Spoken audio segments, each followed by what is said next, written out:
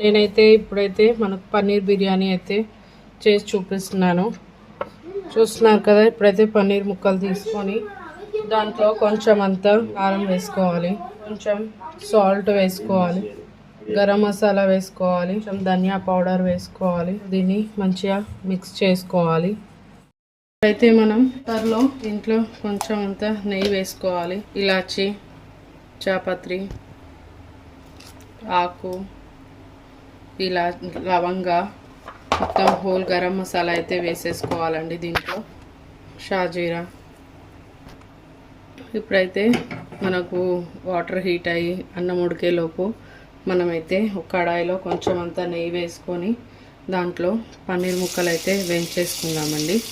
మంచిగా చూస్తున్నారు కదా, మంచిగా మసులుతుంది కదండి. ఇప్పుడు దీంట్లో మనం ముందుగా నానబెట్టి పెట్టుకున్న బాస్మతి రైస్ అయితే వేసుకోవాలి.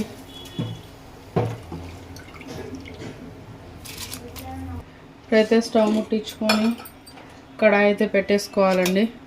కడాయి పెట్టేసుకొని దీంట్లో కొంచెం అంతా ఆయిల్ వేసుకోవాలి.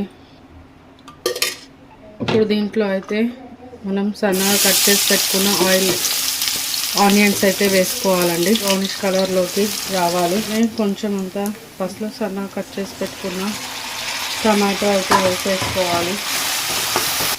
ఇప్పుడు దీంట్లోనే కొంచెం అల్లం వెల్లుల్లి పేస్ట్ వేసుకోవాలి, కొంచెం అంతా పుదీనా వేసుకోవాలి, కారం వేసుకోవాలి, సరిపడా వేసేసుకోండి, గరం మసాలా, ధనియా పౌడర్ మంచిగా కలిపేసుకోవాలి.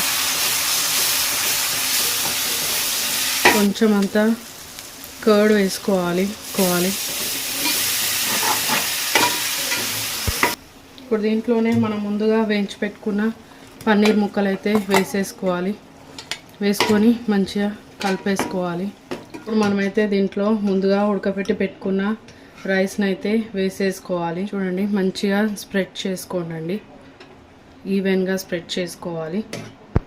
ఇప్పుడైతే దీంట్లో కొంచెం అంతా కలర్ వాటర్ అండి, ఇది మీ ఇష్టం. కొంచెం బ్రౌన్ ఆనియన్స్, కొంచెం కొత్తిమీర వేసుకోవాలి.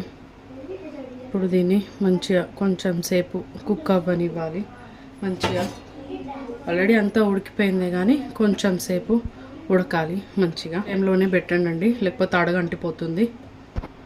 అయితే అయిపోయిందండి. స్టవ్ ఆఫ్ చేసుకొని ఇదిగోండి మూత తీసి అయితే చూసుకుందాం. బాగా మంచిగా ఉడికిపోయిందండి, మంచి దమ్ పట్టింది. చూడండి ఎంత బాగుందని. చూస్తున్నారు కదా, చాలా బాగుంది. మీకు ఇలాంటి మరెన్నో వీడియోలు కావాలి అనుకుంటే మా ఛానల్ని సబ్స్క్రైబ్ చేసుకోండి.